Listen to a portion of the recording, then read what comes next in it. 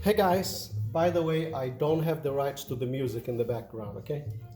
Now this is that 2022 Jeep Gladiator, and I removed the sweep without having to drop the whole door panel. I just removed that screw over there and I pop it up and I took this thing off. Somebody was asking if I am able to put the sweep back in place and pop the door panel back in place without having to remove it, okay? I'm gonna show you how I do it, okay? As you can see, the glass is down. I already tinted and I put the glass down. And now I'm gonna put the sweep back in place. And now with this tool, okay, I'm gonna come to this side of the door panel and I'm gonna use this tool to lift the lip of the door panel.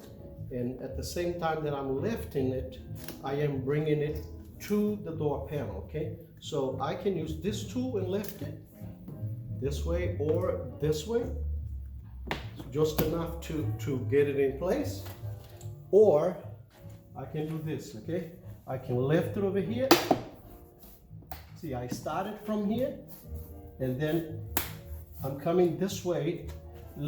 What I'm doing is I'm twisting at the same time that I'm lifting it, okay? It's in place, almost in place completely. It's in place now, completely back in place.